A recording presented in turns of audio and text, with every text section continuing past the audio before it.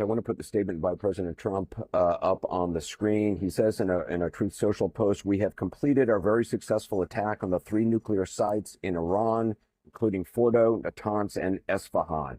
All planes are now outside of Iran airspace. A full payload of bombs was dropped on the primary site, Fordo. All planes are safely on their way home.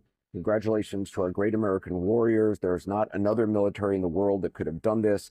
Now is the time for peace. Thank you for your attention to this matter." I'm here with CNN's Jeremy Diamond in Tel Aviv. Obviously, Jeremy, this is something that we have been waiting for and watching for. We got the word earlier today that B-2s were in the air. There has been some reporting they're heading toward Guam. We don't know exactly what aircraft were used in this. They said a full payload of bombs, which there had been a lot of discussion about how many of these bunker buster bombs would be required to really damage Fordo facility. Unclear if just one would be enough. He says bombs. It sounds like there were multiple strikes. Yeah, and you know, even as he is talking about multiple nuclear sites in Iran, the one to key in on is the Fordo facility, because we know that that is the facility that is buried deep beneath a mountain in Iran that would require those B-2 bombers and would require those 30,000 pound bombs to be dropped over that facility. And most experts have estimated that it would take multiple bombing runs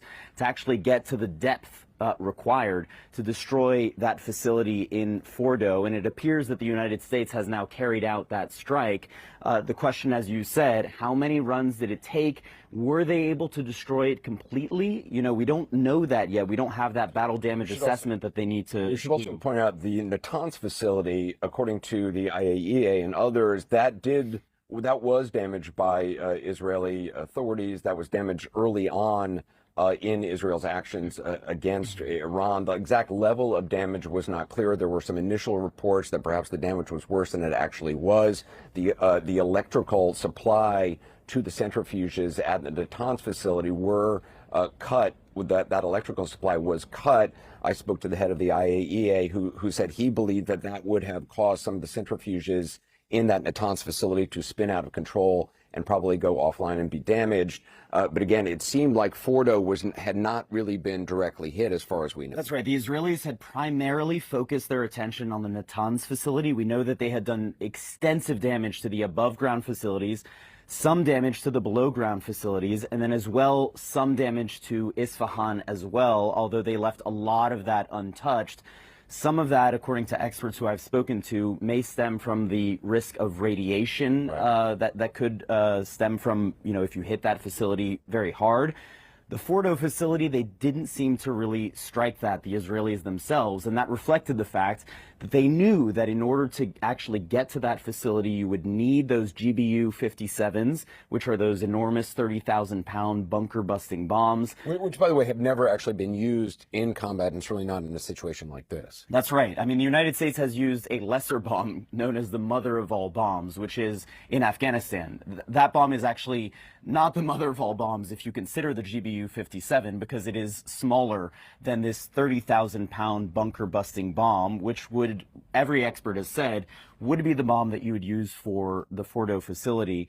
At this stage, we don't know that they have actually used that. We don't have confirmation from the military, but presumably that would indeed be the weapon of choice for this facility. The thing about those bombs is that they can penetrate deep through concrete, deep through fortifications. The question is, would you need to hit with multiple of those bombs in the exact same spot to really get to the depths that we're talking about? I mean, there's estimates of how deep the Fordo facility goes, and I've seen a variety of them, but it's extensive. I mean, it is very deep in this mountain. Without a doubt. And you not only have the mountainous structure, you know, the natural fortification that is provided in this facility, but there's also been some analysis that there is likely some reinforced concrete as well. So you have the mountain itself, but then you may also have reinforced fortifications for this facility itself. And that's why most experts have said it would likely take multiple runs of these GBU-57s, known as these 30,000-pound bunker-busting bombs, to be dropped over this facility.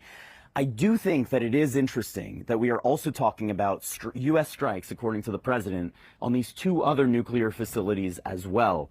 And that, all the attention has been focused on this Fordo facility, which is where the United States was needed in order to destroy that facility. But the fact that President Trump authorized strikes on these two other nuclear facilities as well indicates that he really wanted to make sure that this job was done. And this is an attempt by the United States, by President Trump, to truly eliminate the entire Iranian nuclear program. And that just cannot be understated. Particularly the site at Isfahan. My understanding is that there were large reservoirs of nuclear fuel there, Yeah. and that during the initial attack a week ago, that site had not been struck, and there had been some thought that perhaps that was intentional to kind of give options to the Iranians. That's right. Kind of a window to have a diplomatic effort. I mean, we haven't even talked yet about the enormous head fake here from President Trump. I mean, in just the last few days, President Trump talked about giving the Iranians 2 weeks, right? 2 weeks for diplomacy to run its course. He always said within 2 weeks. But within 2 weeks. the headline was 2 weeks. That was the headline. And the impression that he was giving was that there was time. He was giving the impression that there was time to negotiate a deal with Iran. And now he has decided to take military action. And the question is, when he talked about nearly 2 weeks, was he indeed trying to give the Iranians that impression in order to be able to carry out these strikes without the Iranians knowing that it was coming? Some of the guests that we have had on over the last several days have raised the possibility that this was kind of a head fake. There was also that diplomatic effort, meeting of foreign ministers in Geneva yesterday. One could make the argument perhaps he wanted to see if anything would actually come out of that. Certainly didn't seem like that ended with any movement toward a sign that Iran was really serious about negotiations. I want to go to CNN's Elena Treen, who joins us now, and also Natasha Bertrand, who's on the phone. Elena, can you just talk about the statement that the president has made? Who have you seen coming in and out of the White House this evening in the last few hours? Yeah, look, I mean, obviously an incredibly significant move here by the White House, really just saying that they have moved forward in striking these three Iranian nuclear facilities, really trying to aid the Israelis in their goal of wiping out Iran's entire nuclear program. Notable as well that he thanked American warriors and said there's not another military in the world that could have done this. Also saying that all planes are now outside of Iranian airspace. Now, to give you some context, the president did land back at the White House. He was at his club in New Jersey about a little bit over around 2 hours ago now, and he went right into the West Wing to meet with his national security team. We spotted some of them coming in, including CIA Director John Ratcliffe, someone who's been very influential, we're told, behind the scenes in briefing the president, but also giving him, laying out different options he could take here. We also spotted moments ago Secretary of State Marco Rubio just outside the West Wing on the phone. Look, the president, the Marine, is still out there continuing to huddle with his national security officials as he released this statement.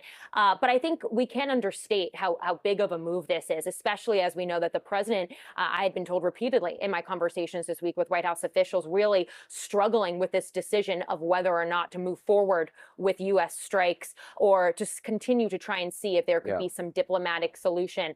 Clearly, tonight he has moved forward and showed that he has made his decision, and they have already completed these strikes and gotten out of the Iranian airspace. Elena Treen from the White House, thanks very much. I want to go to retired General Mark Kimmitt, who is joining us. General Kimmitt, I'm wondering what you make of this announcement by the president and the decision to act now. Well, I'm fascinated, and candidly, I'm impressed.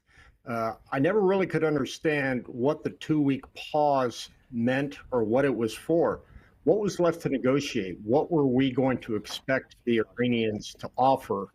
In many ways, it was much like a Trump deal. I mean, he's trying to make a deal to buy an apartment, but all of a sudden the apartment was destroyed. So where's the negotiation?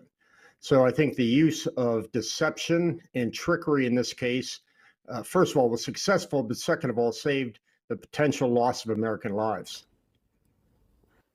Let me ask you, just in terms of like bomb damage assessment, how long will that take? I don't know if that's something the U.S. does, if Israel is doing that, or some combination thereof. Well, you can anticipate that every intelligence gathering asset that the United States has, from satellite to communications intelligence to human intelligence, is now focused at least on Fordow to make sure that they have an accurate reading of what damage has been done to that site and if there's going to be a need for attack or reattack.